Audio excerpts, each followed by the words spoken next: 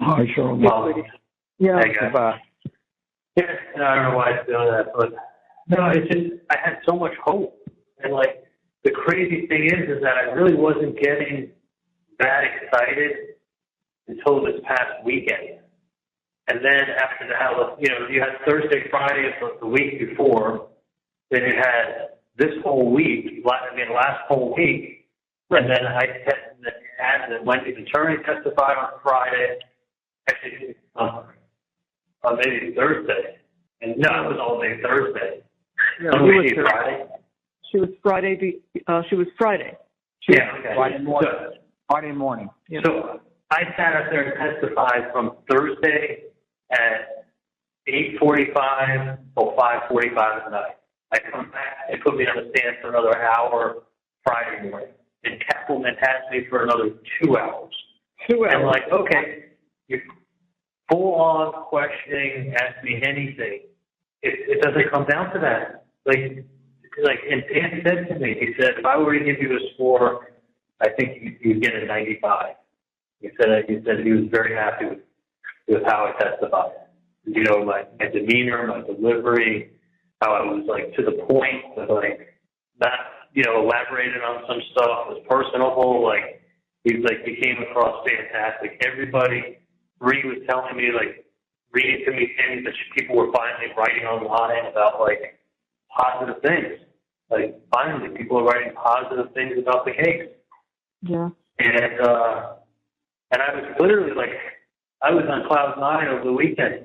I was like, I'm going to see my son. I'm going to get out. I'm going to go to see Scott. I'm going to go there. I'm going to have these plans over there. I'm going to have these plans. I'm going to enjoy my time with my dog. I can't wait to be on my boat. I can't wait to see my son. I'm planning on what restaurant I wanted to go to.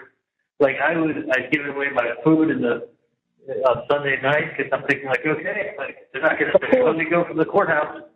Like I gave away all my food to the two guys and friends, and like I'm feeling good. Like I was so sure that I was going home that like I didn't want to have people just pick my food. I'd rather give it to the two guys I'm friends with. So they gave me 2 packages of fish back, and once I go back to the pod, they'll give me some of the food back. It was they just walked me through the pod, and I'm like, go get me some tuna fish, and they went up and got me some. But I was like, I was like 90%. People said he has an answer for everything because it's the truth. Okay? Then they said, I believe him. He was definitely not part of this killing. Another one. It made her look absolutely desperate several times with incredible reaches like, quote, you're untouchable, right? She had to go to those kinds of traps because they have nothing substantial. He will walk. You may think he's guilty, but they haven't been close to proving it. And another one, if I were on that jury, there's no way I could say 100% he's guilty. His ex-girlfriend is totally unbelievable. She was shown to be such a liar. I mean, on and on and on and on. Mom, Wendy's ex is not believable. Bree's reading me what they're saying. Like, Bree's reading to me what they're saying. I'm on cloud nine. I'm making phone calls over the weekend. I spoke to John Hader. I spoke to Mike Miz. I was like, just feeling great, thinking like everything is going as good as you could have hoped. Absolutely as good as you could have hoped. Like Kathleen got to the point that she wanted to ask me what does Bree do for Dave, and how old is she? Like, why are you asking me her occupation and her age? Like, because she had nothing to talk about. Because you know that she's his nanny, and you're about to make me look bad. So instead, I said, well, Bree went to college, and then after she graduated college, she worked for Dave, and she was 24, and I was 39, and that's the mother of my child. Like, I shut her up. Like, she didn't have anything to say about, how old is, she was hoping that it was going to be, oh yeah, she's a nanny, and she's 17. And then she'd have another Georgia Catholic moment. Whoa! Did you get in trouble? No. No, she was actually 25, not 24. But like, I mean, it was like, it was, you know, I felt when I was honestly, Mom, I felt when I was on the stand and she asked me, "What does Bree do for Dave and how old is she?" I was like, "You have nothing else to ask me. I know. You've run out of questions." I mean, Mom, I've never in my life gone from one extreme of emotion to the next like this. I've never come close. No. Not. We were all on a high. After you testified, we were all on a high. And Bree is right. All these messages came in positively. They couldn't believe how... Miles called up. He couldn't wait to tell us. He said he's totally innocent. Totally innocent. And his son-in-law, who's a lawyer, called. He is totally innocent. He said he's getting off because they have absolutely nothing. I mean, this is from intelligent people. That's my problem. Yeah. That's the problem. Yeah. That's the catch. That's the jury of my peers. The jury of my peers was not there. There was one juror, number 15, that he would have said he's a juror of your peers. He knows that if you're going to find a guy guilty of first-degree murder, you better be so sure you know what happened. You better be really, really, really, really, really sure you know what happened. But they just had Georgia going, listen, if you use your common sense and you see what's going on here, all this code talk, just, you know what guilty is. If you feel he's guilty, vote guilty. Like, that's like saying, like I said before, like you think the Kansas City Chiefs will beat the Dolphins. But that may be your feeling, but you sure aren't going to bet more than, you know, you're not going to say I'm 90% sure, 95% sure, 99% sure. Like, that's the realm that you have to be. You're going to take somebody's fucking life. Yes. Like, I mean, I can't. No. I can't get over. No, I can't get. Like, you're taking somebody's fucking life from them, and you're destroying lives, and you're being shown fucking emails, or like a book that Wendy wrote, or autopsy photos. Like, the autopsy photos are horrible. I didn't write the book, and she can say whatever the fuck she wants. She used it to rub it in their face to be like, look, this rich, educated white girl is laughing at you on her way to civilization. And isn't that what she did? Isn't that what you did? Tallahassee was just a stop on your way to civilization. You even said it in the book. You were foreshadowing. You were making fun of people. Emails, nothing. She had absolutely nothing. And they had a liar for their big witness. So nothing. And two big witnesses. The guy. No, listen. Yeah, but I don't want to talk about that. But I'm just saying, like, no. Yes, but I'm just saying, like, even when somebody was lying, they're just like, well, it's okay if they're lying. You read these emails. Like, holy shit. If I was just sitting there thinking, honestly, you know what I was thinking? You know what I was thinking, because I knew it was going to be like this. I know what you were thinking. I was thinking. This is a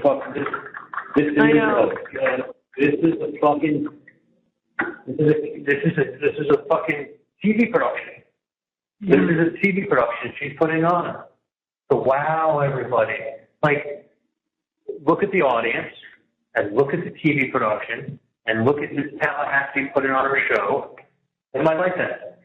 Like, Dan couldn't have done a better job. He could have done the case 100 times up here with an Adelson attached to the case. He wasn't going to. Yeah, I know it. He knows it. Yeah, believe me. Heart and soul into it. He did. He is sick about it. Oh. Because I don't think Dan's blowing smoke up my ass when he tells me things. No. And he made it like, he's very straightforward. You know, and he dissected the case and broke it all down. He never planned on walking into a circus with a TV show. No, he did not. He did not. He was excellent. The opening with everything he did, his cross-examinations. I mean, he was terrific. He really was. Yeah, I mean, there are people he knew he didn't want to beat up on the stand, and he just let them go. There was nothing to beat him up on. Like, Right. He didn't want to lose points trying to go after law enforcement, you know, like, okay. Like, he could have objected to some of the stuff Sanford was saying. He was just like, it makes us look bad if we're going after them. Meanwhile, none of that would have mattered, hon. None of that would have mattered. This was just the God's honest truth. The God's honest truth is that I didn't stand a chance. And it wasn't because of the evidence. It was because of the TV show. It was because of 2020. It was because of Dateline. It was because of the blogs. It was because of the podcast. It was because of the newspaper, the local stations, the out-of-town stations covering it, Court TV covering it, in a small-ass town, and you're an outsider from Miami. Rich, white, Jewish. Holy shit. Yeah. Wow. Just. Can't believe it. Cannot believe it. I still can't believe it. I can't believe it. I mean, I feel better when I'm talking to you guys, other than when I'm not talking to you. I'm looking at the shit I'm feeling in myself. It's like, painful. It feels good to be able to talk. It's like, I know. Voice my opinion. I'm hopeful that he will see you earlier tomorrow, and that you'll get out of there, because some point during the day. Some point during the day. Is he there? He's there just like regular hours, like up to 5? I think he's just regular hours. Yeah. All right. So hopefully during the day. And did you notice that the bridge of my nose between my eyes was all red? What was that from? Did you see that on TV or no? No. No. No, I checked this out. So you don't have tweezers. So I'm sitting watching the Heat game, and I've got my index finger and my thumb, and I'm using my fingernails, as like little pinchers. So I'm like I'm plugging the eyebrows between my two eyebrows, like in the center, right?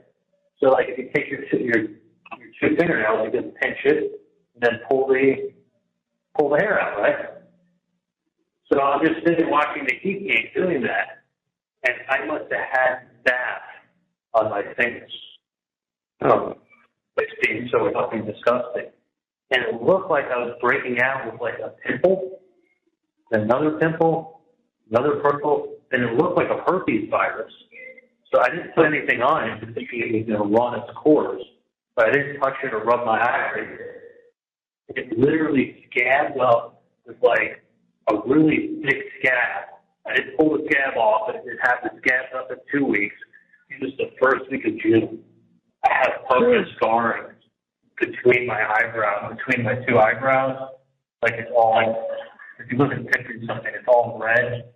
Right? You have that little scar, it's like all scarring up and down it. It's like real red. But it's also because the skin is so pale. I'm like ash white.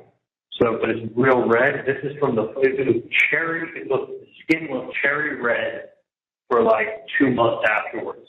I mean, people would come up and be like, what happened to you? I mean, it's still scarred, and that's from June, July, August, September, October, 5 months. And I haven't been in the sun, so it hasn't been sun damage. But you didn't see it. You didn't see it. Because okay. That's not the Democrat song. No. That didn't matter. I was looking forward to seeing Jerry and trying to get back to my life a little bit, while taking my dogs for a walk and going to get sushi and my son. And like, you don't realize, like, I just kind of view being here like, I always say to you, this is like, you're so strong. You're like, oh, you're so strong. And I'm like, as long as I get out of this, I'm fine. I'm fine with that by a year and a half. I feel like as long as I get out of this, I'm fine. That's what you and I'm like, I did it every time, right? Like, as long as I get out of here, I'm fine. And I did my 18, 19 months in county jail. I'm fine. I'm fine. And now it's like, I was so fucking excited last weekend. Bree sending me that stuff. Everything's going good. And being very, very positive. And it's like, holy shit, Monday morning came. And it was like, she gave a 2-hour summary like that guy on the radio said, she put the movie pieces together for everybody. She put a masterful movie together. Like, yeah, this one's lying, but you don't need to listen to her. This one is backing him up with what it could be. You don't need to listen to him. Those are people involved in the case. Let's focus on this book. Let's focus on Ryan Fitzpatrick. Let's focus on what his sister said. Let's focus on text messages and emails. Like, Mom's talking about his dad's birthday present. You mean the type A that day for? No, the birthday present. The big birthday present. You know, yeah, his birthday is in 4 or 5 weeks, and we hadn't picked out exactly what we're going to do for it. No evidence. Nothing. Yeah. Nothing. Yeah, well, usually like 4 or 5 weeks before a big birthday, you're really crunching down on the plans. That's pretty normal. You don't take a birthday present and stuff now. No. So Dan's driving back tomorrow. He's not going to. He was there today. I know. I saw him today. I saw him behind glass. I mean, the glass is like 3-inch thick glass that you can't hear through. I mean, literally, like someone can scream on the other side of the glass, you wouldn't hear anything. You hold the telephone, they hold the telephone, and you talk on the telephone, and you look at each other through the glass. That's the attorney booth. So the attorneys can pretty much always come in here in the jail and see their clients very easily. It's just an attorney booth, so they don't have to have a bar. They get let into a booth, and you get let into the booth from the pod, and you're on 2 pieces of glass. You know, but when I had the contact visits, they always had to have a guard sitting outside the door, and then I got to sit in the same room as him. Yeah. So, I mean, we spent so much time, like, if I told you how much time we spent coming up here and, like, going over everything with me and making sure I was so well knowledgeable. Any questions he had, which is, you know, he worked. I know how hard he worked in Holman's case. He told me that he's been working for 20-something years as a lawyer, and he said, I can honestly tell you I've never come close to working this hard on a case. Because usually I don't know if I'll start putting the work in until 6-8 weeks before, because I started a year before on this case. I know that. Unbelievable what he did. Really and truly unbelievable. Yeah. No, I mean, coming up, I can't tell you how much time we spent on the phone together, going over stuff, going over wires, you know, him asking me questions, you know, really knowing the discovery in the case. And you have to, because the big questions of witness, you got to be ready to refer to stuff and question them and cross-examine them right after. It's not like the state questions a witness and you get to do it the next day. You know, the state questions a witness and you're going up 30 seconds later. So, I mean, he was so, not only was he so prepared, but, you know, he had Kate, and then he had the jury consultants that he got, like the best. Like, bringing out the best. This was not like, this was not like, oh, well, I'll take this case, you know, pro bono. I want to get my name in the press. You know, I want to try to make a name for myself. Like, this was like, he did this to fucking win. Well, yes, he did. Yeah, he did, Charlie. Yes, he did. He did. He certainly did. You know, and he believed that if he outworked everybody and knew the case better than anybody else, knew the facts, that they weren't going to be able to come close. And I don't really think, like, sitting there in the case, I don't really think that they came close in any regard.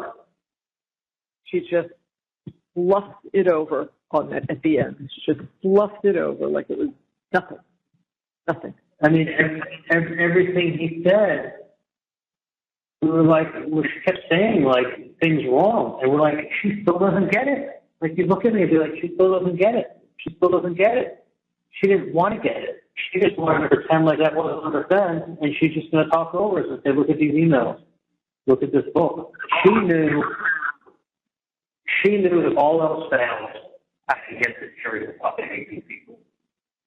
And David even said, like, you don't have to like him to acquit him. But you know what? They can't hate.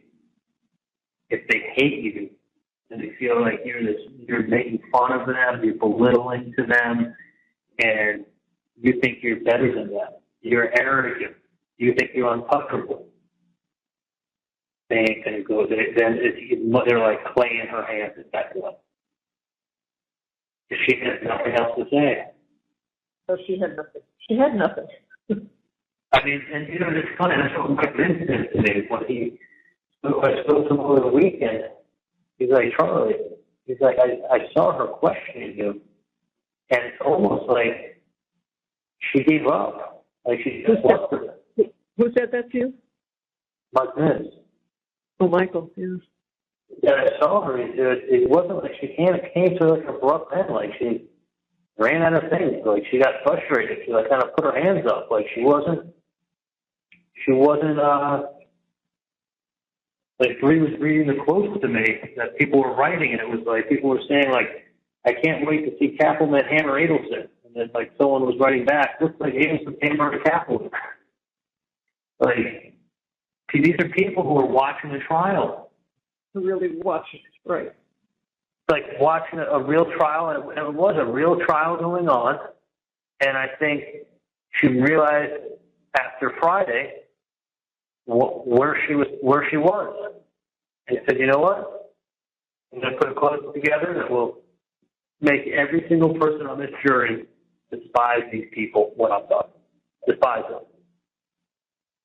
There's only one reason you're bringing Wendy's book and reading about the small stop and out of the big town of the city that sounds just like Tallahassee." But she had no evidence. Everybody knows that she had no evidence. Nothing. She just played around. No. No fact. No fact. Cut and paste, put your sweet southern accent on it, finesse it, and like, y'all, yeah, added that, y'all know what you got here. Why are they talking like this? Well, there's a good explanation, and I gave it over the course of a day and a half. But you just asked it like, even his own sister said, even his own sister said, okay, well, now you got the jury believing that, like, even his own sister doesn't support it. The way you said it, that's how it sounds. Like she summed it up for them, so they didn't have to think for themselves. She just gave them a push note. First, I'm going to get you to hate him, and then I'm going to give you a couple retard-proof clip note things to settle in your stomach. Then I'm going to show you some horrible photos and leave them on the screen and let that soak in. And then I'm going to show you the photos again, let that soak in again for another 5 to 10 minutes while I talk to you. You get real angry. So now you hate these people and you're angry. Like,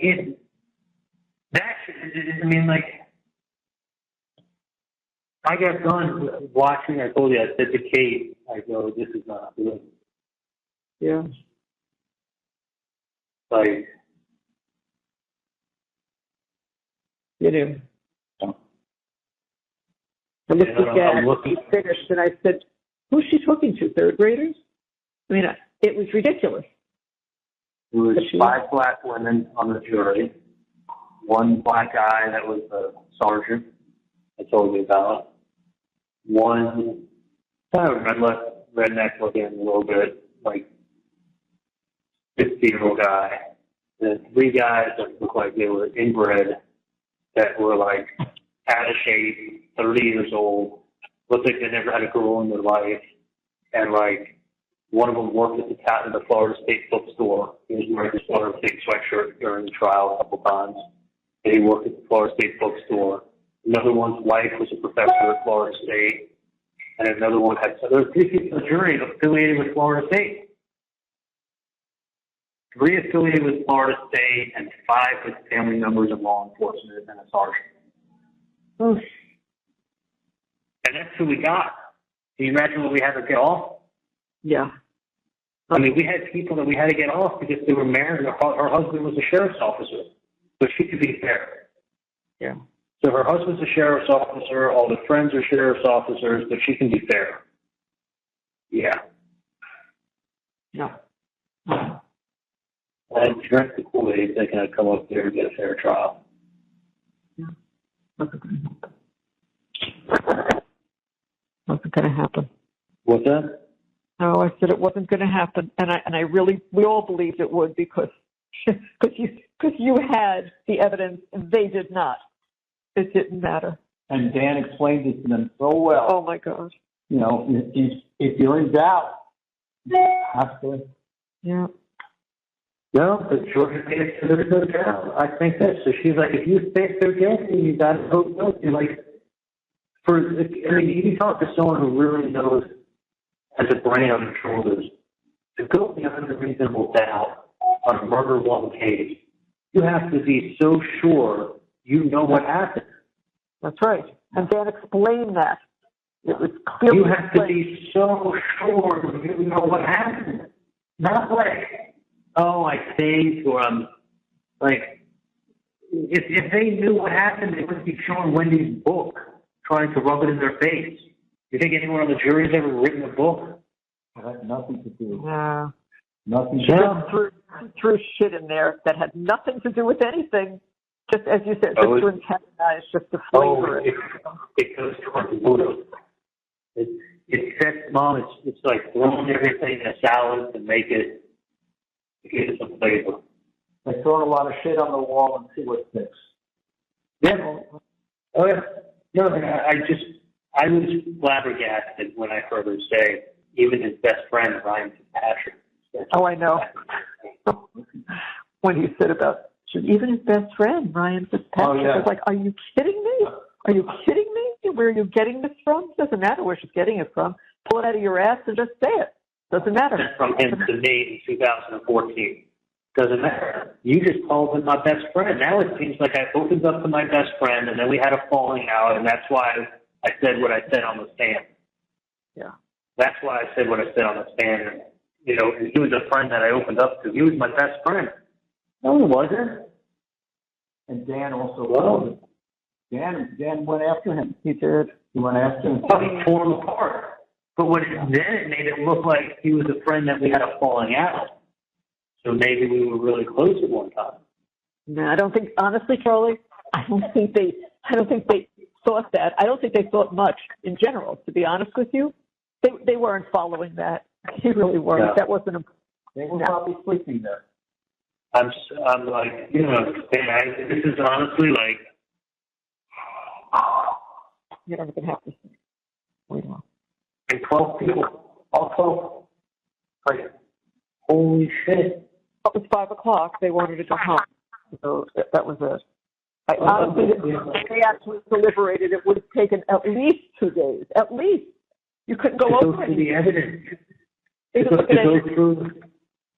What Dan was telling them, look at this wire, look at what he says on this wire at this time. This wire is like ZZ at 3 minutes 34 seconds. He says that, look it up. I'm looking at the jury. I was getting sick. Nobody was writing anything down. No. He was giving them exact instructions on where to look. It's just to fast forward and go to this. Nobody gave a shit. They weren't looking it up.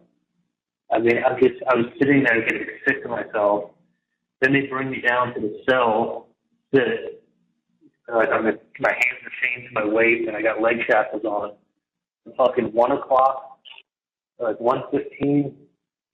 I probably ate lunch till 2, and deliberated probably 2 to 5, right? No, they were gone at 5. They were gone at 5. Yeah.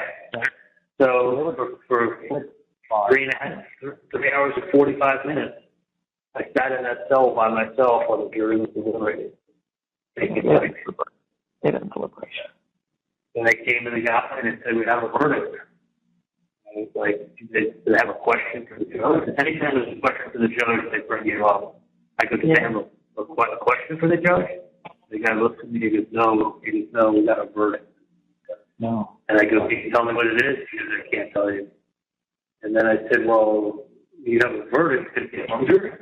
And he goes, no. He goes, the verdict means either they're all saying innocent or all saying guilty. So then I had to go walk up to the 2 different elevators and walk across the 2 different shackles and chains. And then I'm like, hey, can I put my tie and belt on? And he goes, no, the judge wants you in your chains. That's all. He goes, you're going to sit down and the jury won't see you because you'll have your hands underneath the table, but he doesn't want us to take the shackles off. I'm like, oh, fuck. the way he said it like that, like the judge doesn't even want you putting your tie on. I thought to myself, the judge knows. No. We knew because of the time. We knew because of the time. You know, we saw the time, Charlie. You know. And I saw your face. I mean, I knew before that just from the time, but I saw your face when you walked in. I mean, it was obvious. They showed me walking in. What did we see? We see him. I saw you sitting without the tie. Yeah, without the tie. I saw the time. Right. And we know. We knew. Oh, I knew too. You could see it on my face. I wasn't even like. Yeah. I mean, I was upset. I was in shock. I just put my head down for a second and then picked my head back up. But I was like, it literally, in 24 hours, I went from feeling like I was ready to win the Super Bowl to finding out that I got cancer. I know. We were on the same roller coaster. Trust me, the same roller coaster. Everybody said that. You know, we were getting so excited. Texts from people just telling us, you know, how good you were. And I kept saying to Mom, I told you Charlie would be fine. Yeah. I told you. Yeah. We already knew Dan was going to be great. I didn't know how you would be. Listen, I said, like, I didn't know how well I was going to do either. I mean, like, that was not rehearsed with Dan. I did not know anything he was going to fucking ask me at all. Nothing. I knew none of what he was going to ask me at all. He's like, the reason you can't know is because when Kaplan asks you questions, if you come off too good with me and you're not good with her, it's going to look like we practice this. That's because right. you got it. So his answer was really smart. He's like, listen, you have to know the case, whether I'm asking the questions or she's asking the questions. Otherwise, you're going to look really smart when I ask questions and really dumb when she asks questions. So you might as well know everything, and I'm not going to give you my notes. So I was nervous sometimes because I was like, I didn't know how I was getting it, you know, how I was looking or how I was sounding, and then she got it to me, and I thought I did really well. You did. You beat her up. You beat her up. Yeah. It was no, that's what people were saying. It's like he's hammering Kaplan. Like, you know, everyone's saying, like, great stuff. The people are following it are smart. The people on the jury, Mom. Oh, gosh. And I hate to say it, but I fucking knew it. I knew, and I said it 100 times when I was in South Florida. The Tallahassee jury, the Tallahassee people, they're going to fucking hate me.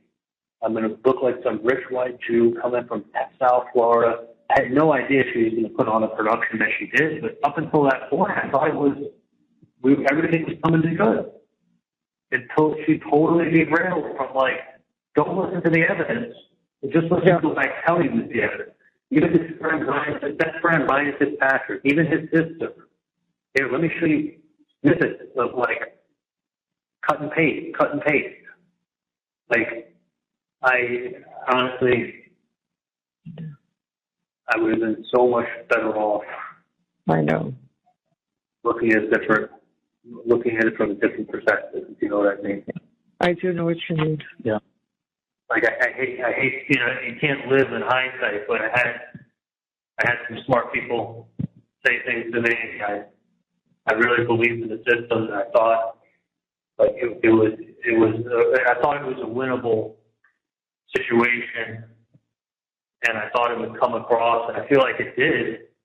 Like, literally, up until she put 2 hours of, like, you know, TV show on. Yeah. It did. After that, because what she was showing was in black and white.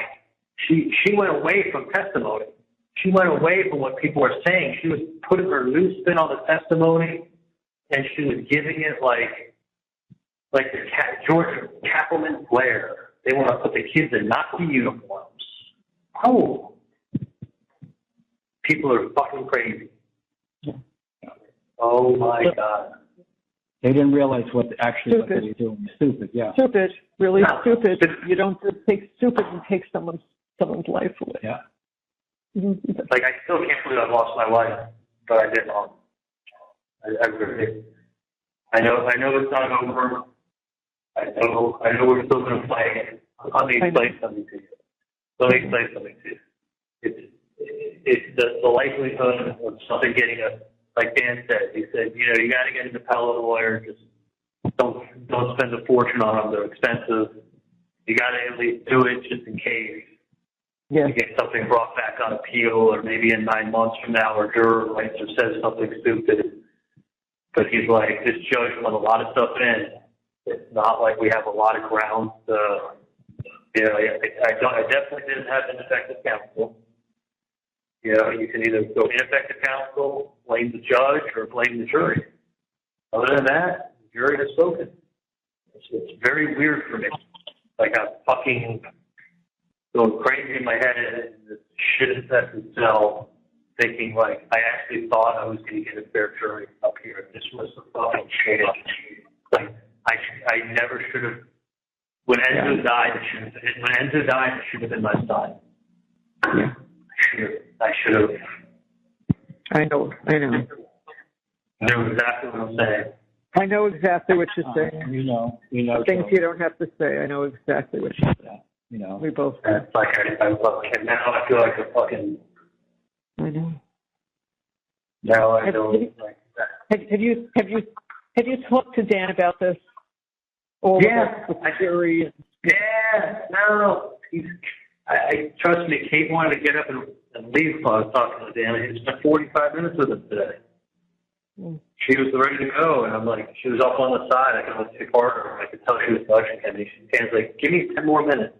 I'm like, Dan, I know I'm competing myself. I know I am. And he's like, it's fine. I'm like, Dan, you did a great job, but I should have. I said, I told him what I really thought I should have done. Yeah. And I'm like, look, you could have done this case 100 times up here. You were not going to win. And he said, not with that jury. Yeah. But that was with Josh Dubin helping us weed through the shit that was there. Yeah, that's all that was left. And the problem was we were using our exes to get people off that could not be on the jury in a million years. They were using their exes to get people off that would have seen what happened, seen my side. That's really like we should have gotten twice as many exes if we were going to play that game, because it wasn't the people coming in were so tainted. To give us 10 and them 10 was a joke. We should have had 30 and they should have had 5. I mean, you put the change of venue motion in. But I just feel like if they change the motion to a small town in the Panhandle, it would be the biggest event that ever happened there. It would be, it's on, I'm riding into the court in the morning, and Preston Scott is obsessed with my case.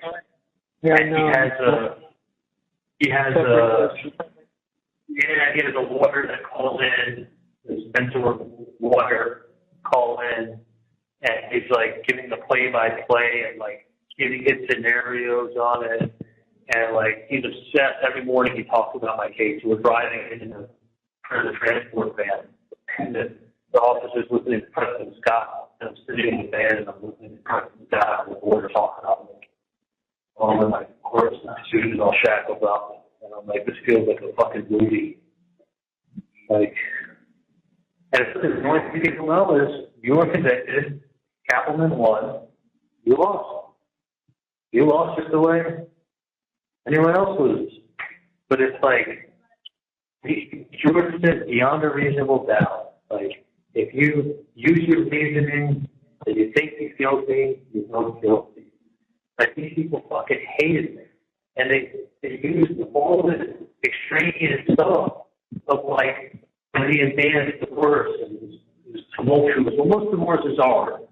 But like, they made it out like, I mean, they painted such a fucking picture. There was not a chance in hell I was going to get a fair shake in this town. That's your bottom line. I want to tell you, we were where you were over that weekend. We were all where you were. Yeah, absolutely. Nobody thought anything different other than pretty obvious. I mean, he put on an amazing case. Charlie testified perfectly. It's done. He got it. Yeah. Everybody said the same thing. We were very happy. Really, you know. Like, what the these people, like, it almost should be like a do-over if you have such a bad verdict from, like, but it's the verdict produced by the prosecutor that brought it to be able to bring down the shit that has nothing to do with me. But it's enough to make you hate my sister. It's enough to make you hate my mother. It's enough to make you hate me. And it's one thing if they just hate you. It's another thing if they hate your whole family and they feel like you're shitting on them in Tallahassee. Miami people coming up here and really, really like belittling us, comic book. There's only one reason why Catherine read that line from her book. There's only one reason. That's to drive home the message that Wendy thinks she's smarter than everybody else. She foreshadowed her move in a book. She even wrote a book about the move. She knew this move was going to happen. She even wrote a book about it. What was the name of that town, Wendy?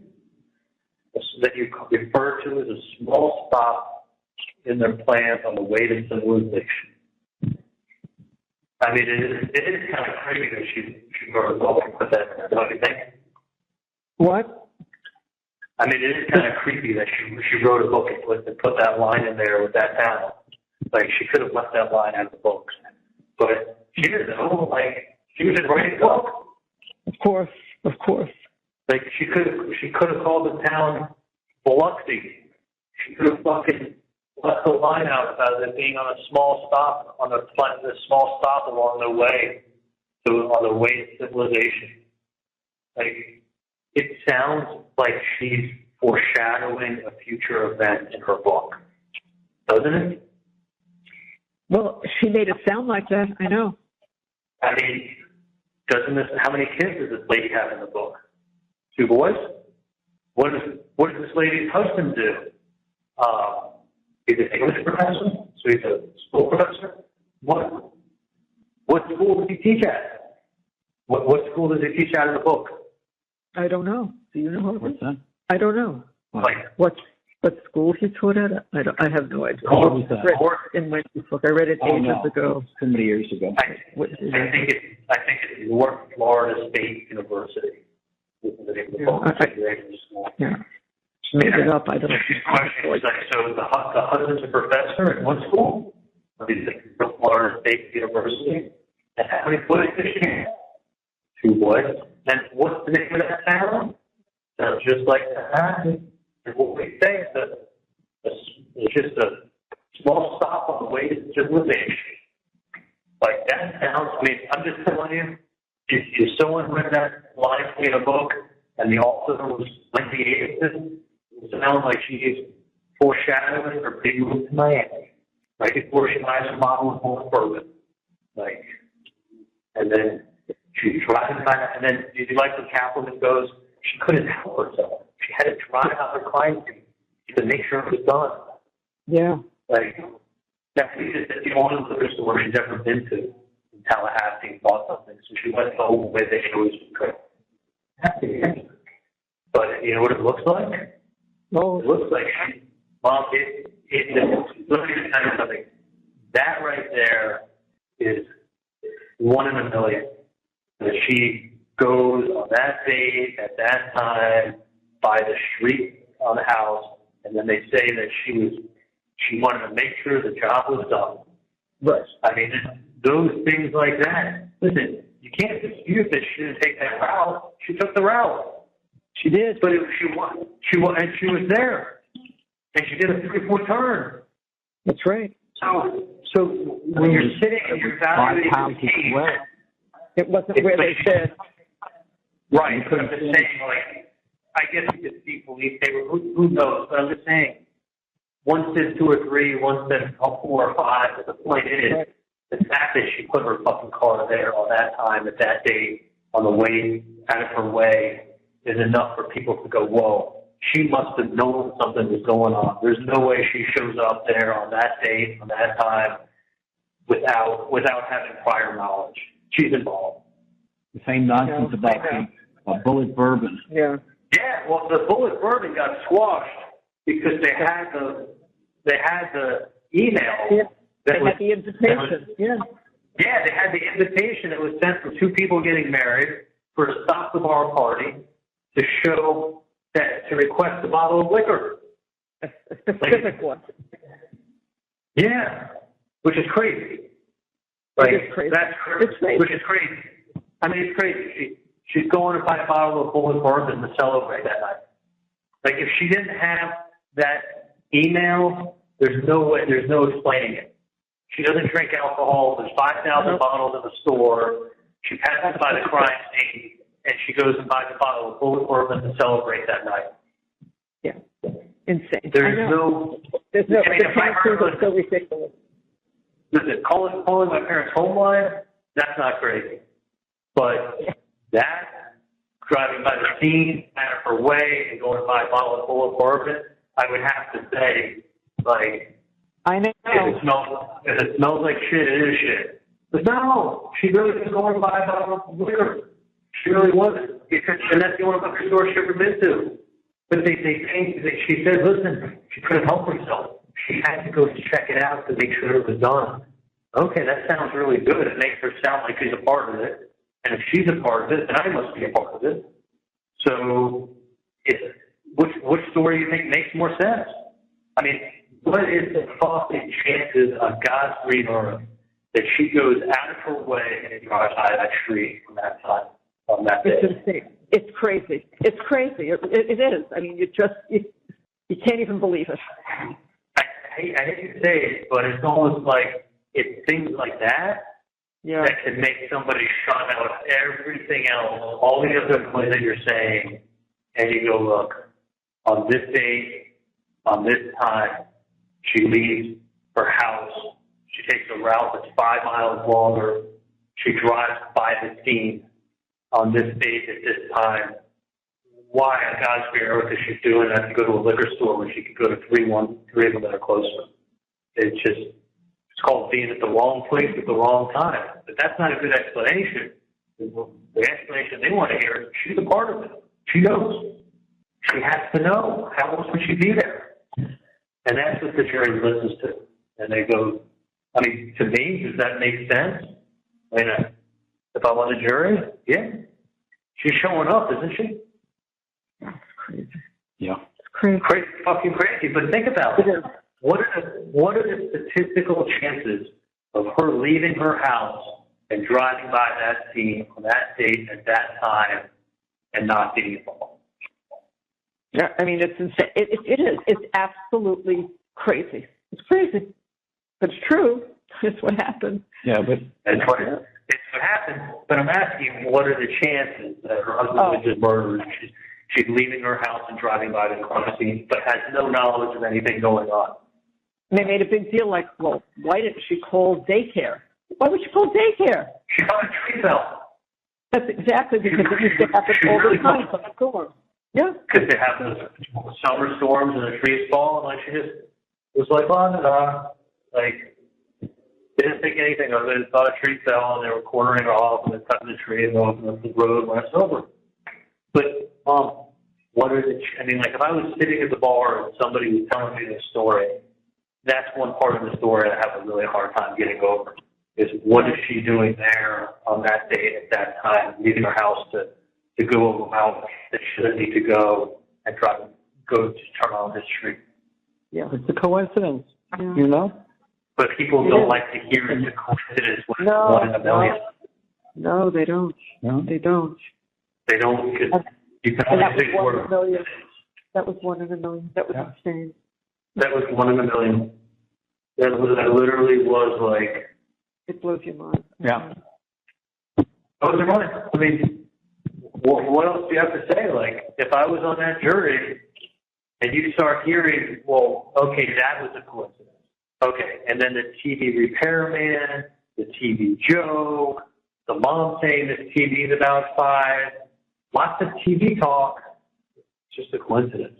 I wish you picked another object on planet Earth other than a TV set to say it costs they wanted $5,000. Wish you just said they wanted $5,000. My response was they wanted $5,000. I mean, by the way, you didn't bring up TV until the third call. If TV was a really important code word, wouldn't you have said it in call one? First call. Wouldn't you have said it in call two? Well, you don't mention TV until call three. That's what they don't get. Yeah. But when you put TV, three things surrounding that same TV, her hourglass the TV cost $5,000, I told her about the show, and the TV joke, all revolving around it. What are the chances of that? What are the chances of TV showing up 3 times in relation to, I think there has to be a code on it, and they give it a code name. Yeah, they had a chart with all these code words. Yeah. It's ridiculous. It had to be a part of it. It had to. Guess what? Had nothing to fucking do with it. Nothing. But listen, if I'm on the jury and I'm seeing the TV joke, the TV repairman at the house on the 18th, and then when you're describing how much the guy wants, you have to reference the TV. Guess what? That looks really, it's a coincidence, but it's a strange coincidence because you couldn't take any other object. I wish I didn't have a repairman there. I wish I never made that joke, but you've got all three kind of revolving around the same subject matter. Why? Coincidence. Do you see any evidence in there? No. But coincidence, and Wendy was showing up at the house at that time on that day, out of her way, 10 miles from her house, leave Georgia Kaplan to go. She had to check to make sure it was done. So you're sitting there on the jury, and you've got to think of one of two things. If she showed up there to make sure the job was done, she's guilty as hell. If she's guilty, then I'm guilty. Or it was just a coincidence, which is what it was. She thought it was. But it's a 1 in a million coincidence. And how many times can you say it's a 1 in a million coincidence before you're explaining what they think is what are the chances of it being a coincidence? You know, I mean, I hear what you're saying. I mean, then you start playing people for stupid. You know what I mean? It's like, if you want to poo-poo everything as a coincidence, eventually you're going to be like, wait, I am stupid. Like, that was a perfect example of being at the wrong place at the wrong time. Like, yeah. But they would never back off of it because everyone knows what are the chances you're 10 miles from your house. I mean, how far did she live from it? 10 miles? No. Oh, was it? No, I think it was closer. Yeah, it only took about 15 minutes, and we're talking about slow and mostly back roads. So no, it wasn't. 10 miles? 6, 7 miles? Yeah. Okay. But you look at where you are 6, 7 miles away, and it's unrelated. Yeah. The only way she knew how to get there, she doesn't normally go to a liquor store. Right, but there was now a shorter route, but it doesn't matter. You're there on that date, on that time, 6 miles from your house, and what's the reason? Right. You went out of your way to go to a liquor store when you could have gone another way. That's just creepy. It's creepy. Yeah, it is. But it's just a coincidence. I know, but coincidence. You know, and then what she wrote in the book, that's just a coincidence. So it's like the TV is a coincidence, showing up there is a coincidence. How many years ago did you write the book? I don't know. Had to be 08, 09, something like that. Yeah, 08. Many years ago. 08. Yeah. Yeah, it was a long time ago. It was a coincidence. That gets a picture for the front page. Yeah, many years ago. Yeah. Yeah, she was writing about the immigration lawyer. She's an immigration lawyer. The lady's got 2 boys. She's got 2 boys. Her husband, school professor. Her husband was a school professor. She was stuck in some town in the middle of nowhere on the way to civilization. Like, that's a nice slap in the face for a town that sounds just like You're describing you and your family and a town that sounds just like Tallahassee, and now you're going to say that's a coincidence? And you were happy in that being stuck someplace on the way to civilization? Like, you start, I do see the other side, and you start rolling that together, and you gotta start explaining what this coincidence is, and it sounds like she's writing about herself. But there's also a North Florida State University. No, it was a school she made up the name. Yeah, but I'm saying there is a North Florida. No, there's a University of North Florida, something like that. But it was like North Florida State University. I mean, it was like one letter off from Florida State. Listen, she was probably writing a book about herself. You know, I mean, she was using her characters, drawing upon herself. But it makes it seem like she's just like shitting on Tallahassee, and she's like giving them the middle finger on the way out and writing a book about it. I know. I'm listening to what you're saying, and it's just it was coincidence after coincidence after coincidence. That's all it was. And it's a book with a line that she never probably thought about, and she just threw in there, like as an offhanded comment, because Tallahassee was a place she probably didn't really plan on staying. She never planned on staying. But, like, she's grown accustomed to it and was fine with staying. But, like, the way it sounds in the book is like she got stuck someplace on the way to civilization. The way it sounds when you're showing up at the crime scene, going out of your way, when you live 6-7 miles away, hard to explain. TV sets getting repaired on that day, the same TV set that I bought her in the joke, the same TV set you referenced when the Lion King guy wanted to extort me for money. You need a reference to TV set, like 3 TV sets in a row, all the same topic. Come on now, we're not stupid. Like, I kind of see like you're dumbing down coincidences. I mean, if she didn't have that email for the bullet bourbon. Oh, the invitation, yeah. If she didn't have that emailed invitation, that would look really bad, right? Well, you think she just drives by the crime scene and there's 5,000 bottles in the liquor store, and you buy the one that begins with, and you buy the only one that says bullet to go celebrate that night? Now you want to tell me that's a coincidence? You're going to say, Donna, that's a coincidence now too? Yeah. Right. How many times do you want to give an explanation if that's a coincidence? It was. She got the invitation to prove it.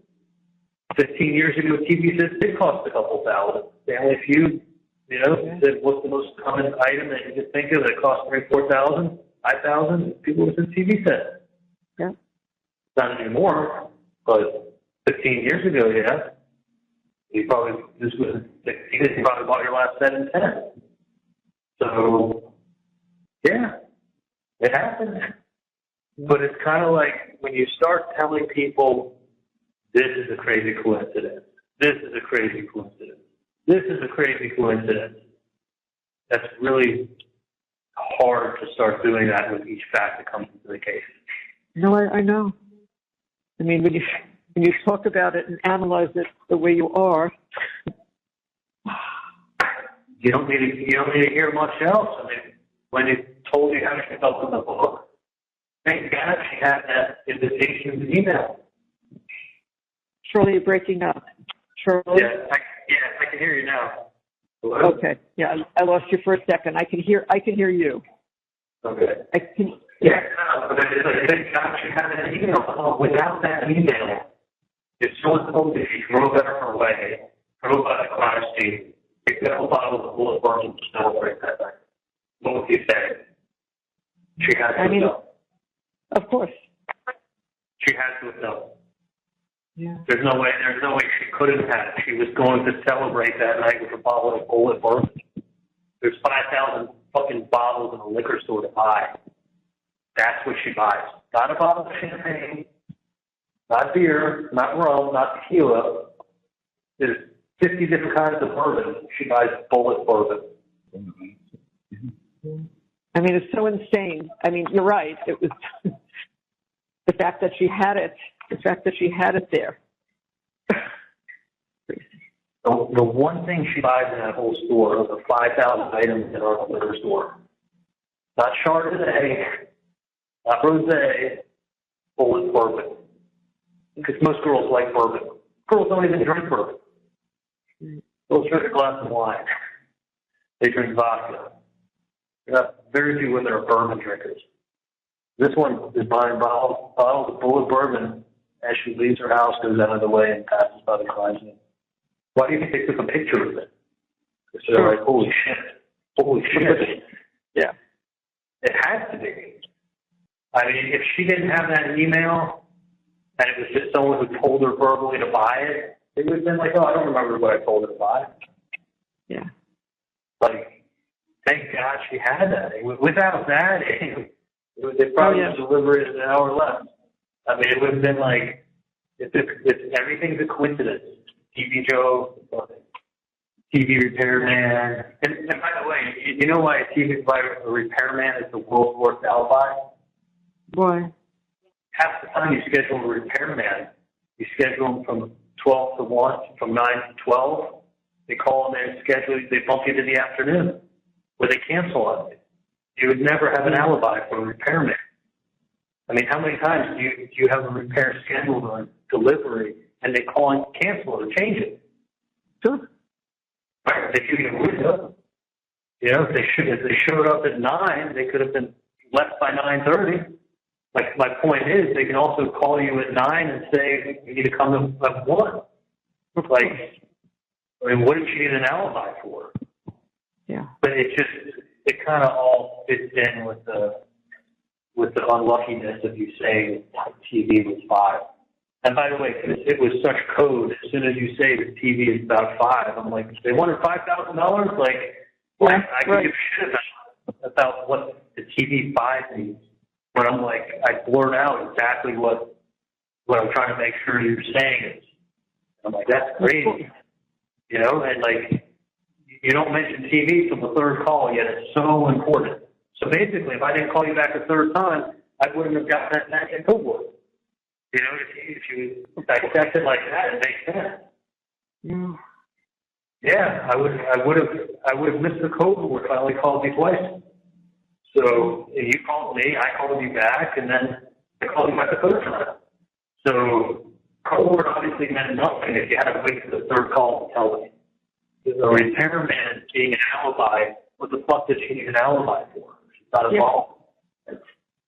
So, like, what was she? She was worried they would suspect that she was the shooter, so she got the alibi. If she wanted an alibi, she could have made an appointment for herself on the other side of town that she would have kept. Not worried that a repairman cancels on her. You know, if a repairman cancels on you, the alibi's all gone. I mean, but still, the crazy thing is the route she took and the time she took, and then having to make it the U-turn on the street. Like, that was crazy. Coincidence. Like, that's what they dumped it down to. But there are some coincidences. There's no doubt, but I think people don't like hearing that there's coincidence. They don't like things explained by a coincidence, especially the morning of the race. Yeah. Like that timing. It's all of those things, Shirley. All of those things are just. You know, and then also, by the way, the book that she wrote in 2008, like, she wrote the book 6 years earlier. Like, That's right. maybe 2008, 2009. I mean, did she even have her kids at that point? Ben wasn't born until July 2009. So she may have only had one kid at that time. She may have been pregnant with the second one. Yeah. But either way, I mean, like, kind of crazy that she put that line in the book and named the city after Tallahassee. So it sounded just like Tallahassee to me when she read it out. Like, it makes, if the shoe fits, she's obviously talking about herself, taking a place that she feels stuck on the way to civilization with her professor husband. Like, you start putting those things together. I mean, look, none of them have fucking anything to do with me. Like, nothing. Nothing.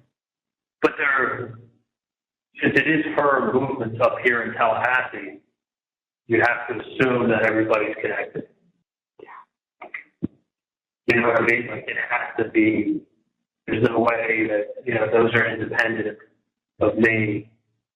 You know, and then they go back to tie a motive. They don't get it. No. No, they don't. I mean, who knows? Maybe somebody will do a book or a movie and actually take our side and maybe get it. I haven't. I've thought of it. Thought of it. I mean, it's like, you know, maybe somebody will like, but listen, if the jury didn't act improperly or the judge didn't make any bad rulings, I didn't have an ineffective counsel. I had a great counsel. Yeah. So you have to have a reason to appeal the case. Other than you had a bunch of coincidences and a stupid jury. Yeah. Yeah. Like, but to all of those things that they were building in, like that was their. They were allowed to bring him in because it spoke to motive. It spoke to state of mind. It spoke to like nothing to do with it. Yeah. Yeah. You know what I mean? It's just like it's so crazy that you can't even imagine that it's real. I mean, it is. It's just so crazy. Yeah, no, I'm here, and I'm like, I literally never, especially after this weekend, in a million fucking years, like I was basically almost like in the best. I didn't feel like I was in jail. I literally like was in such a good headspace and was like went and played basketball with Too Tall. I hadn't played basketball with him in months. And I'm like, come on, I'll play a couple of games and get a shot. I mean, you know, giving my foot away. Yeah, I never played sports. I gave my foot away. Made a couple phone calls to people I hadn't talked to in a long time. Kind of like hearing positive feedback. Like, that's why I'm like, are you fucking kidding me? Like, Dan's so happy with how the case is going. Right? Like, saying to me each step of the way, okay, if I knew, if you asked me a week ago if I was going to be in this place at this point in the case, would I be happy? He goes, I'd be ecstatic. And then, like, literally, like, after I testified, he's like, we're going to win this case. We're going to win. I mean, when they did their opening, he wrote on a piece of paper to me with a marker. He writes, "We will win." Yeah. And then, Kate, like, look, the worst you're going to do is a hung jury. The worst you're going to do is a hung jury. And I'm thinking, like, look, we had a good jury consultant, get good people. Dan's an awesome closer. Like, we're going to be kicking some ass and closing. It's, you know, he always says his strength is closing. His strength is closing.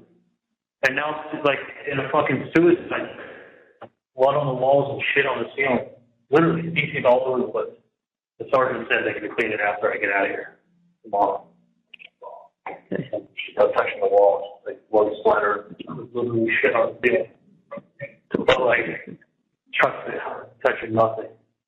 No. But, I mean, talk about, like, a holy shit. Like, I'm like, this is not like a small thing. This is worse than getting cancer. This is a lot worse than getting cancer. No, I know, John. Like, I wish I got cancer instead of this.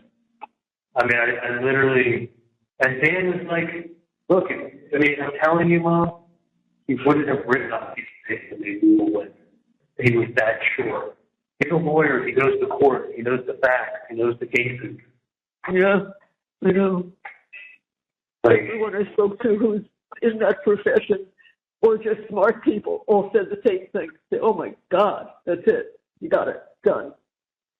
Like, and Dan's a closer. He's a closer. He always says he's a closer. But he said, listen, the state goes first, we go second, but I'm a closer. Like, that's it. And I was thinking to myself, okay, I did so good testifying. Now, you got to just do as good as I do. You just got to close it and we're going home. Yeah. And, like, I was like, this never, like, that's the case and everything. I was, like, hoping it wasn't going to be a hung jury. Yeah. Yeah. That's what Dad said. I was hoping that there wasn't somebody along the way that hangs it. Yeah. Never, and I was thinking, like, But I knew when they. Back so fast. Oh, God. When they had, I was saying to myself, I really hope it's not like my favorite three not. Maybe they'll do it again. Maybe they won't if I get like 9 people voting for me. Like, really thinking that. Like, holy shit. It's unfathomable. Yeah. It's not. Just not. I'm funny, like talking to you guys like this help me out. Good. That's good. But, I mean, honestly, Charlie, I know you say, what are the chances, but that's what Dad and I have to hold on to, that there's a chance. And so we are, because we have to. And you just have to think in the back of your head, you know what, there's a chance. In the meantime, you got to deal with what you're dealing with, and we're gonna do anything possible. You know that. I know. It's going to be a year and a half to 2 years for an appeal. Just so you know. Yeah. No, I do. A year and a half, 2 years for an appeal. Like if you got a new trial, it would be 6 months after that. It's it's a long fucking process. And to get a new trial would be, in this case, a fucking miracle. And guess what? I just had a trial.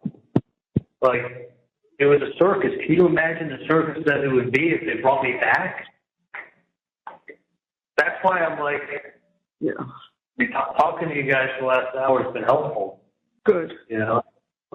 I just hear you. I mean, it's just that you put a case together. And yeah, you did. You exactly explained it really well. Exactly. We were on cloud 9. We were.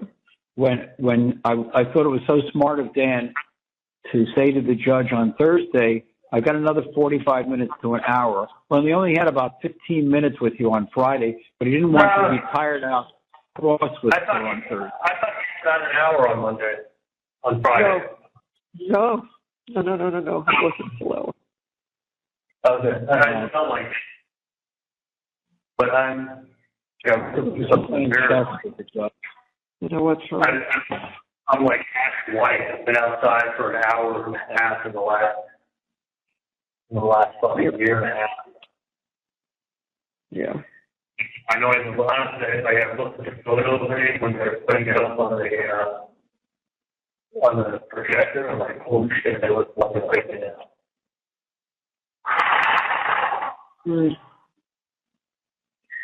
So I was talking to Brady for Roman's birthday. I wanted to get him like a little bit. He loves country music. Yeah. So I want to get him like a little kid guitar that he can start like. I don't know if they make an electronic guitar or if they just give him one with strings, but like something that he can like play. Yeah. Actually, like, whatever you would give a 5-year-old to start to learn guitar, like they may just have it where it's electronic. I don't know if they'll have a like acoustic guitar or an electric guitar, but something that would like a 6-year-old can learn. Yeah. Right. I will. I just wrote it down, so I will start looking tomorrow, see what I can find for him. Yeah. I mean, it doesn't have to do. You don't have to get anything like crazy expensive or anything, but something that is 6. I mean, he may be too young at 6, but he may not be. That's like Fisher Price to be too young. Yeah. No, we will. I'll see what they have, and I'll talk to Bree about it. So I'll get exactly the right thing. Yeah, I told her I wanted to get him that. He loves music. Yeah, he does. Yeah, he does. Okay. It sounds like a good idea. It sounds like something he would enjoy. Yeah, we'll work on that tomorrow. Yeah. He said something to me tonight, but like, yeah, we'll get together soon. Oh. I'm better now. I just cry. Every time I think of him, I literally just start crying. It's the one thing that, like... I know. Okay. It's you know, like, look, you guys are parents, but like, having a young kid, the only kid, being here is fucking hard. I know, Charlie. Believe me, I get it. Yeah, I understand. I understand. Honestly, as bad as it is being here, it's the only thing that really it kills me. It's not just me, it's him. And it's everything that I could have done with him, like my whole life. Like I went from literally thinking I was going to get my life back to like I would have been better off. Yeah, I would have been better off getting cancer. Like if you gave me a choice between like getting cancer and maybe having a 5-year survival rate, maybe not, and being where I am now, I would take cancer and maybe having a 5-year survival rate and getting out right now. Without a question in the world. Not even a question. I know, Charlie. I get it. Not even a question. If you said you have a 50% survival rate for 5 years, do you want to take that or do you want to be where you are? Not even a question. It's not even a thought. Like, Dan was so optimistic. You don't understand. Like, I could see he wrote in ink. Like, when we were sitting there next to each other, the trial's beginning, he had this big win. He wrote to me like, we will win. Yeah. I mean, he's never won in his entire career with the Senate, with anything. Like, I can honestly tell you, I've never been as obsessed or worked as hard on a case. He's been to me many times in my entire life. He's like, you don't get to trust me. I constantly am talking to other lawyers. I'm talking to other lawyers, other people. I'm always asking, his buddies what they think. He's asking, the guys who ride a bike with him, what they think. All different levels, I know. Tons of levels. And you know what? It goes down to the one thing I fucking always said, is that the Tallahassee jury, it's going to be a different story. They're not going to give me a fair shake up here at all. It's going to be a shit show. It's not going to be real. It's going to be a kangaroo court. And it was exactly what I thought it would be. But I said that. I do. Remember me saying that? Like, you don't understand. Like, it's not they get an Adelson up there, they would go out, they would charge my dog. My dog doesn't stand a chance up there. And I honestly didn't even know all the stuff in the media and the news, because I really tried not to look at anything. But just the little taster that I had, and that was years ago. Like, Kate was like, Charlie, this is global. I mean, Tallahassee's never had a story like that here.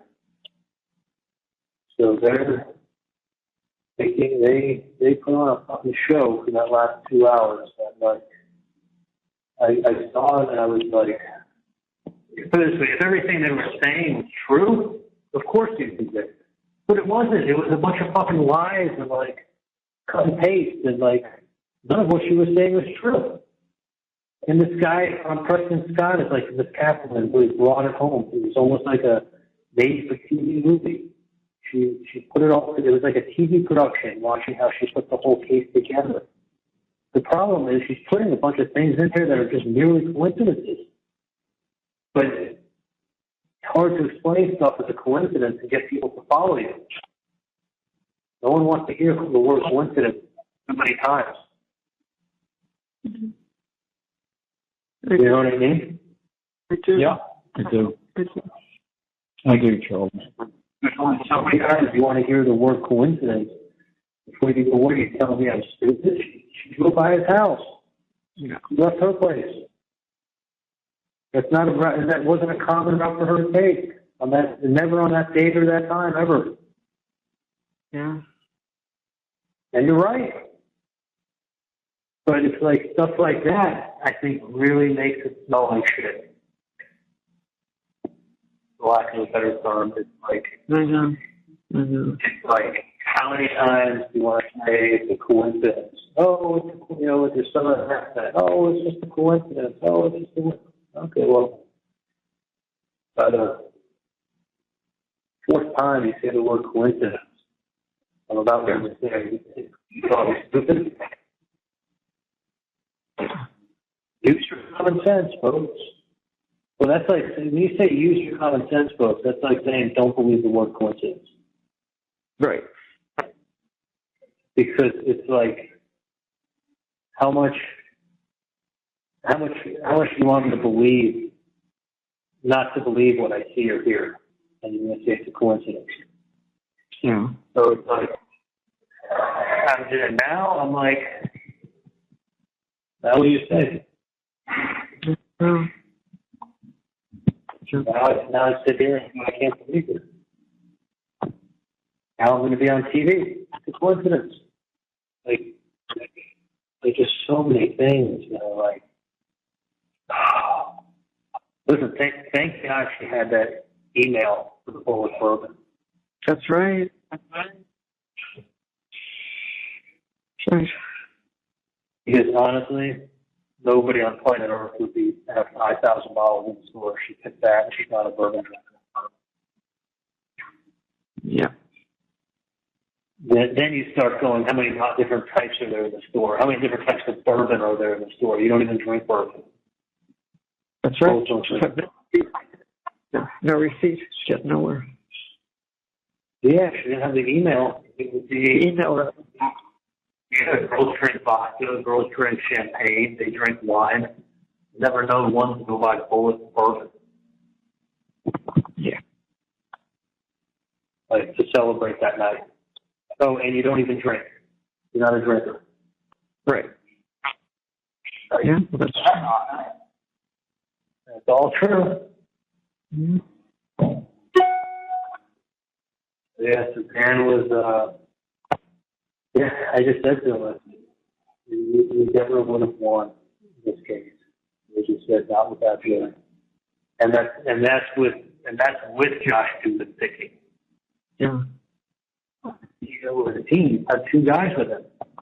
They had this whole checkerboard and like yellow fingers all over the place and like doing research on jurors and like looking up their social media stuff and like really like doing their due diligence. I mean, it wasn't just, but there were people on there that were so horrible. Like most of the exes they had, I was like, yeah, I agree, we gotta get rid of this guy. So it wasn't as useful as it could be because we weren't as being, we couldn't get into the nitty gritty. We just got rid of people that were bums. Yeah. One guy came in, I don't know if I told you this, one guy came in, he didn't really know much about the case. Maybe saw some stuff online about 2 years ago. That's about it. Well, anyway, they do research on a juror, right?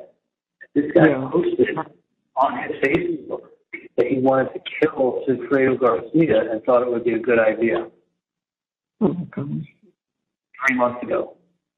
Well, he just got done saying he didn't know much about the case. He was lying to get on the jury. And he was like a nice 70-year-old guy who was saying all the right things to get on the jury. Next thing you know, he's fucking posting about it in his post, on his public post on his Facebook a few months earlier. If we weren't reading that, we never would have known. That's right. If he didn't post about it, we never would have known. He would have been on the jury. So he got struck for cause. They called him back in and they asked him, have you posted anything online? Have you posted anything on Facebook? And he confessed to it, but we showed it to the judge before we brought him back in. First time through, he was like, honestly, 70-year-old, nice guy, and he was all about like not knowing much and treating me fair until we realized he's obsessed with the case. He was there on closing arguments. He started coming to the case to watch. So Dan's like, look, we got rid of what we got rid of. Right. But I don't think that was, these people were being honest with us that are on the jury. you know, as far as what their knowledge was or their opinion of the case or their exposure. I mean, we had 5 people on the jury who had law enforcement in their family. I don't know how that's allowed. Honestly, I don't know how they could allow that. Listen to this. Someone comes in, they ask them a whole bunch of questions. They could say they know about the case. They could say they think I'm guilty from what they know about the case.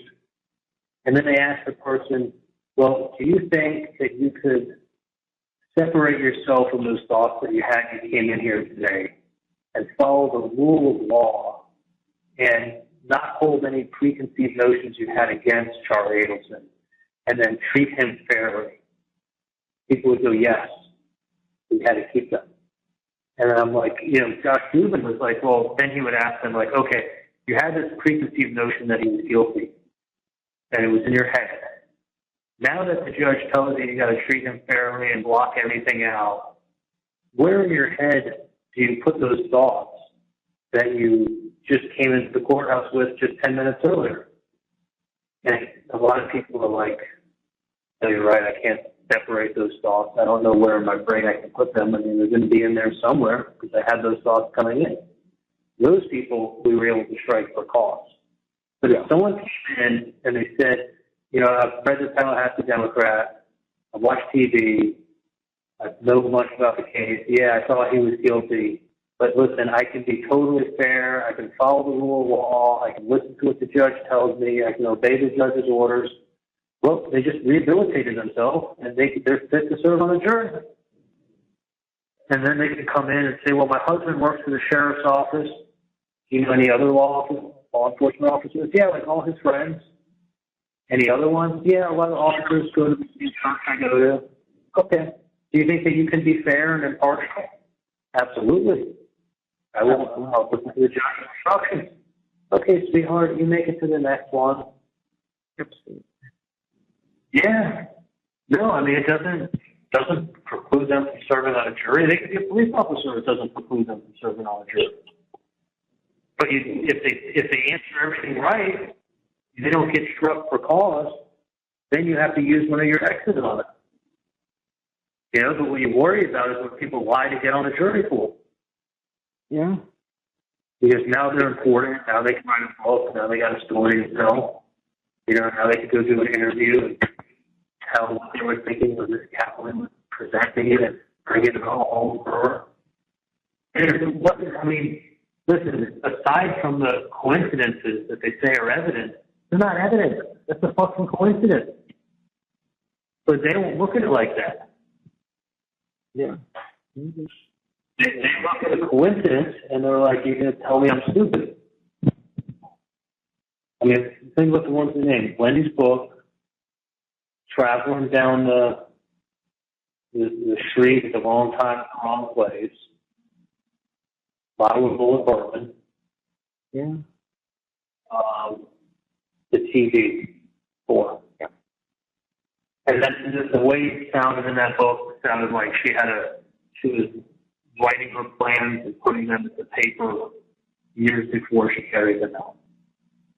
Rather than talk about what it was actually about, which was about illegal trafficking. Right. It doesn't matter. I just read you 2 lines from the book and asked you a bunch of questions about her professor husband, her 2 kids, the town that they were stuck in that sounds like Tallahassee, and it was just a small stop on the way to civilization like Miami. Those are your words, aren't they, Wendy? Yep. Did you have something in mind while you were writing it? Like, those 4 things are like, one you can explain away. Listen, the bullet bourbon's easy because you got the email. Without the email, that would be the hardest one to explain away. Yeah. But you got the bullet bourbon, which is very easily explainable. But the others aren't really. No, they're not. I mean, it sounds like a very cunning, intelligent author foreshadowing or move from someone who's getting stuck in the town that sounds just like Tallahassee, with a school that's name sounds just like Florida State, from a town that sounds just like Tallahassee, with her 2 boys and her professor husband moving away. The next one is, but you know, That's just saying how long ago it was. well, she must have had it in the plans that long. That makes it even worse. She's been planning this a long time. And then the fact that she leaves her house and drives 7 miles and goes out of her way and drives by and does a U-turn on that street, that's a crazy coincidence. The book is crazy foreshadowing. The TV code is crazy code talk. Like, then you take those 3 coincidences and then you tie it in with upset emails, you know, calling them curse words and Nazi uniforms for the kids, and it sounds like an unhinged lunatic is upset. Then you got check number 2, you know, and it's like, then you go ahead and you throw an autopsy photo up there for 10 minutes in between all those coincidences, and then you start talking about her divorce and about how she was really hiding how much she really hated Tallahassee, and like you got people hating you at that point. And Dan said to them, like, you don't have to like him, you can dislike him to quit him. But here's the problem: you throw all this extraneous bullshit, coincidence, crap in the pot of soup, and then you start taking snippets of other things. Those snippets start carrying a whole lot more weight. That's where she got it all. That's how she tied it all together with coincidences. Because you can't explain a coincidence. She had a little help over the weekend because she was dead in the water on Friday. Oh, yeah. Dead in the water. Everyone knew it. Yeah. She was done. I mean, she was dead in the water, but she came. That was a TV production. She put those autopsy photos up for fucking 5-10 minutes. It felt like each time. I never, you know, watching this, nobody saw even that they were putting anything up. Nothing. No. That was not. Oh, yeah. That was not shown. Yeah, they wouldn't show it on TV. They showed horrible photos. Horrible. And she put it up, and she just let them, I mean, it's just like on a 10 by 12 projector, bright screen, right in flat in front of it. Like, you can't not look at it. Only the jury saw that, right? Well, I had it at a monitor in front of our desk, and it's hooked up to a monitor. That's right. On your monitor. So I had it square in front of my face on my monitor. And the monitor is like 1 foot high and 1.5 feet wide. But the projector is like an 8 by 10, 8 feet by 10 feet. And it's flat in front of the jury. And she would walk that up, and then she would talk and leave that up there for like, you know, for a while. Yeah. Oh, yeah. I mean, twice, maybe 3 times. Each time she was talking for like 7 minutes while I was looking at a horrible photo. I mean, literally would make anyone very upset. Horrible photo. And it's like, you're looking at like a head shot on an autopsy table that was pretty fresh from that, you know, week. And it's horrible. Sure. People are looking at that. And then they're talking about, you know, and Wendy just happens to drive down the street. Like, why is she driving down the street? Somebody must have told her something. It's going to happen. Like, you know, tying it all together. The fucking coincidences really help tie everything together because you can't explain a coincidence. I can't explain why you picked TV. No. I can't explain why Wendy has a TV repairman at the house. And most of all, I can't explain when Wendy was moving out and I said, what does Wendy need for her house? Just let me know and I'll do my present. He said, well, she left the TVs behind. I said, all right, we'll go buy her a nice TV from Best Buy and that'll be my divorce present to her. And in 2012, when I gave it to her, I made a stupid joke, which, it's like a kind of a recycled joke. I've heard different variations of people. Like, you got someone a bottle of scotch. They'd be like, well, they were getting divorced. And they're like, well, I didn't know whether to get you a bottle of scotch or a hitman. So I got you the bottle of scotch. It was cheaper. Like, it's a fucking joke. I have friends my age who have made that comment about their ex-wives. So it's nothing. It's not even young.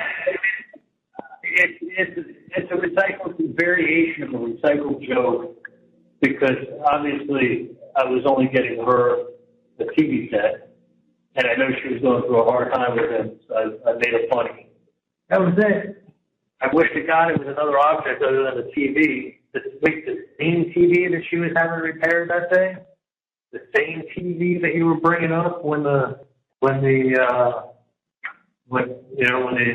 Latin King member was extorting you. TV. They'll tell you it's a coincidence. Like that's like someone saying you're stupid when they keep telling you a coincidence. But you can't explain it because you can't explain a fucking coincidence. But Wendy showing, I mean, trust me, they're not going to back off Wendy showing up and driving down Prescott. I mean, which is asinine because if you think about it, if someone hired a hitman, wouldn't the furthest place on the planet they would be is the crime scene? See, but these people were so stupid. That's such an obvious answer, such an obvious thing. But what Kappelman said was she couldn't help herself, but then to go find out it was already done. She couldn't help herself.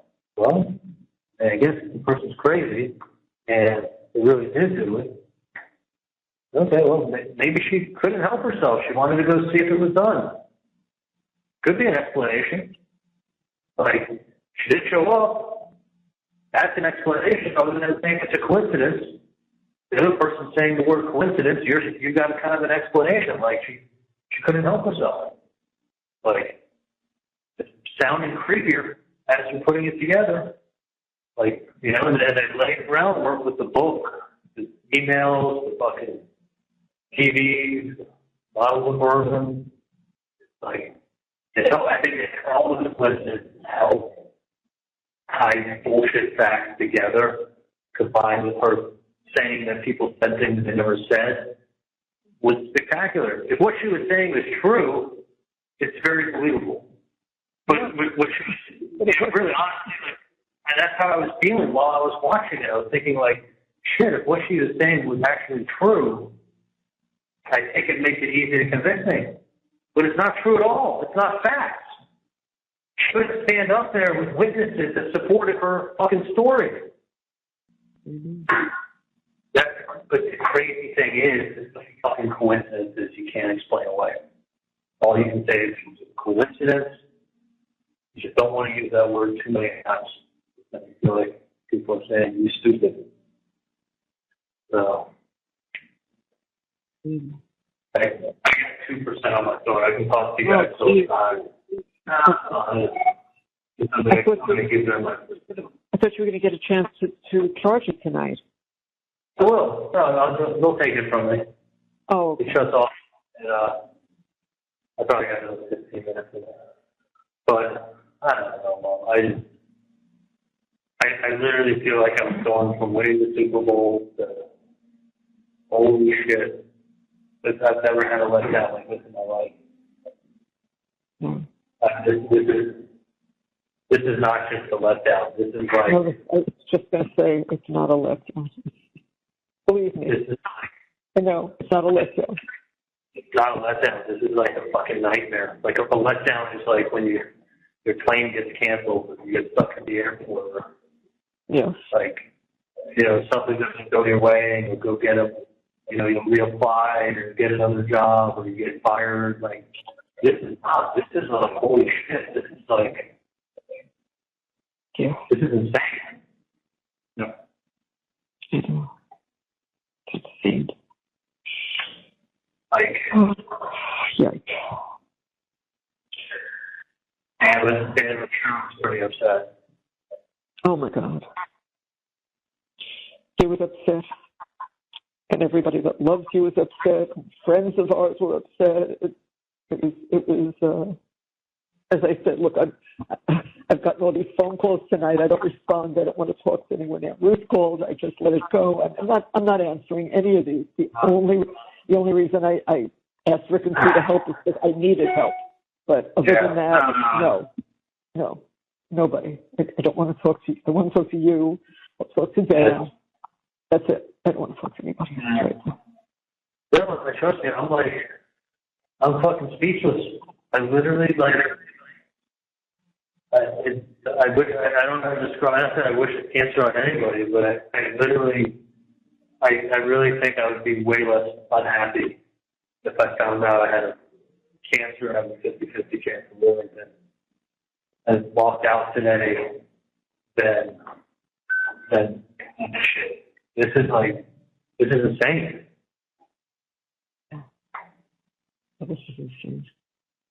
Absolutely insane. Like, this is, I mean, and the thing is, it won so fucking convincingly is what scares the shit out of me. Like, this is exactly how I saw it being played out and coming up to Tallahassee. Exactly. And this is like without having a great lawyer and Josh Dubin and a whole team of people working on it. It's an impossible fucking case to win in Tallahassee. It's unwinnable. I said to Dan today, I said, you could do this case 100 times. I don't think you would win one time. You got to get 12 people to vote your way. 12! Yeah. To have a verdict, it has to be unanimous. 12 for you, 12 against you. Like I was thinking it was going to be like 10-2, 11-1. And I remember one time Dan saying also, like, he'd be pissed if we hang. Like, he didn't want to hang. He wants a fucking verdict. He wants to win. Yeah. It's like, I'll be pissed if we hang. He's like, we're not going to do worse than hanging. He goes, but I'm telling you, I'm coming there to win. I'm not coming there to hang. Like, think about what would have to happen in the next trial to walk out of that courthouse. That's like what one of the bailiffs was, the jail down below. He goes, you realize you need like 12 people to win. All 12 have to vote your way. Right. Not 11, 12. Has to be unanimous to walk out. So think about it. With all the work that we did, we couldn't get 1 out of 12. That's scary. I don't know how they picked the two people that were alternates, that both would have voted for you. How did they become alternates? How did that happen? Who picks the alternates? It works that way because you go through the ones that you would pick, and then it's weird how it goes. It starts from the bottom, and you start crossing people off the list, and then it's like, okay, after we both run out of X's, the next ones become alternates. It's like they forgot to them sooner. It kind of goes in order. So definitely one of the alternates would pick me. Definitely one of the guys would. I didn't know that there was a second one. Maybe there was a second. Then you would have had a hung jury. Yep, they would have had to hang it and do it again. And then you learn from the first one. Yep, but you know what? And you run it back. But you're still in the game. Right. This is like not 1 in fucking 12.